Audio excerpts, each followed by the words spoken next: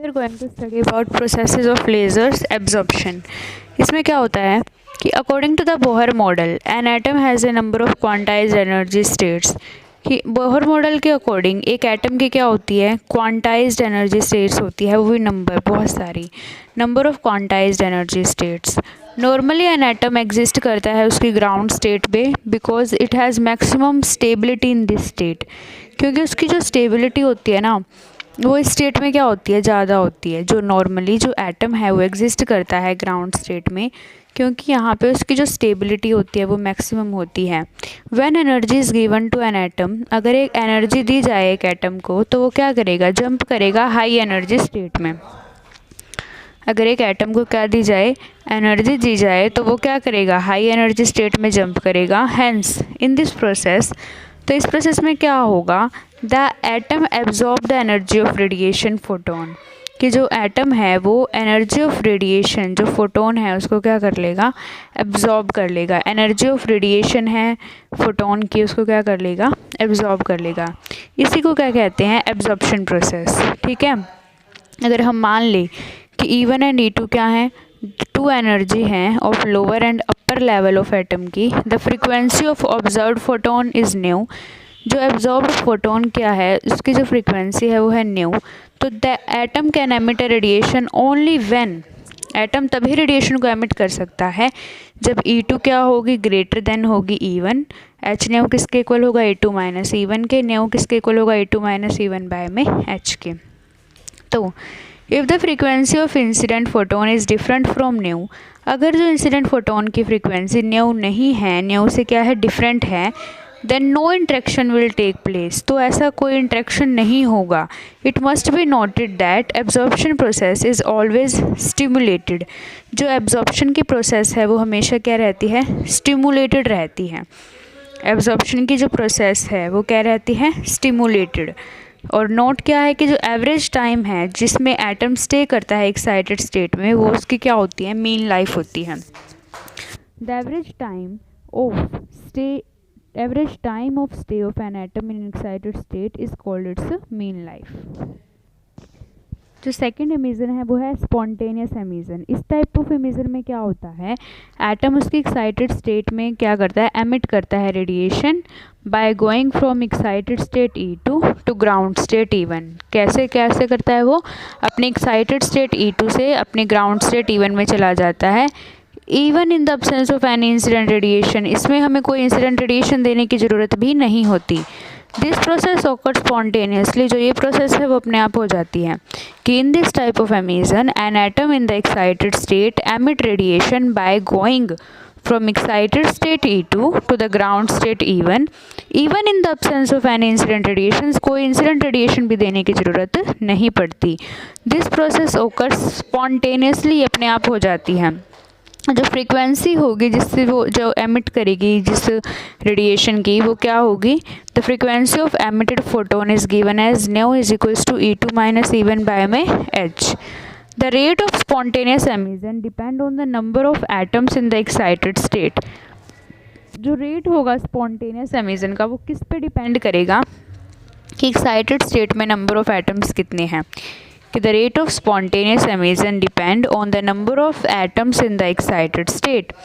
In this type of emission, इस emission में the emitted photon can move in any direction with different phase. कि इस type के emission में जो एमिटेड फोटोन हैं वो किसी भी डायरेक्शन में मूव कर सकते हैं डिफरेंट फेज से। Hence the emitted light will be coherent, तो जो एमिटेड लाइट होगी वो क्या होगी, कोहेरेंट होगी, इनकोहेरेंट होगी, सॉरी। जो एमिटेड लाइट होगी वो क्या होगी, इनकोहेरेंट होगी। इसके लिए जो नोट है वो क्या है, the energy state which having mean life more than 10⁻⁸ second is called a metastable. कि जो एनर्जी स्टेट जिसमें जो मीन लाइफ है वो ज़्यादा रहती है 10⁻⁸ सेकेंड से, उसको क्या बोलते हैं, मेटास्टेबल। क्या बोलते हैं, मेटास्टेबल। कि the energy state which having mean life more than 10⁻⁸ second is called metastable. Next है स्टिमुलेटेड एमिशन। स्टिमुलेटेड एमिशन भी एक एमिशन है in which a photon of suitable frequency, एक फोटोन होता है जिसकी कुछ फ्रीक्वेंसी होती है न्यू इक्वल होती है E2 minus E1 by H के। वो इंसिडेंट होती है एक एटम पे इन the excited state. Incident on the atom in the excited state, एक ऐसे एटम पे इंसिडेंट होती है जो अपनी किस स्टेट में है, एक्साइटेड स्टेट में है। Then the atom is force to come down in the lowest energy level, तो एटम को क्या करती है, फोर्स करती है कि वो अपने लोएस्ट एनर्जी लेवल में चला जाए। Then the atom is forced to come down in the lowest energy level emitting an additional photon of the same frequency, और फिर क्या करती है, एमिट करती है एक एडिशनल फोटोन उसी फ्रीक्वेंसी का जो उस पर इंसिडेंट हुआ था। अब जो रेट है स्टिमुलेटेड इमिशन का वो किस पे डिपेंड करेगा, जो इंसिडेंट फोटोन थी उसकी इंटेंसिटी पे, एंड जो नंबर ऑफ एटम्स हैं जो उसके अपर स्टेट में प्रेजेंट है। और this emission is responsible for the laser beam, यही जो एमिशन है वो रिस्पॉन्सिबल होता है किसके लिए, लेज़र बीम के लिए। तो क्या किया, कंसीडर किया एक एटम, उसकी एक्साइटेड स्टेट E2 में, ठीक है। हमने क्या किया, एक एटम को कंसीडर किया जो उसकी एक्साइटेड स्टेट कितनी है, E2, and photon of suitable frequency new incident on this atom, एक फोटोन जिसकी जो फ्रीक्वेंसी है वो कितनी है, न्यू है, वो इंसिडेंट हुई इस एटम पे, ठीक है। And trigger it to the ground state E1, और उसको क्या कर दिया, ग्राउंड स्टेट E1 में ट्रांसफ़र कर दिया फोटोन को।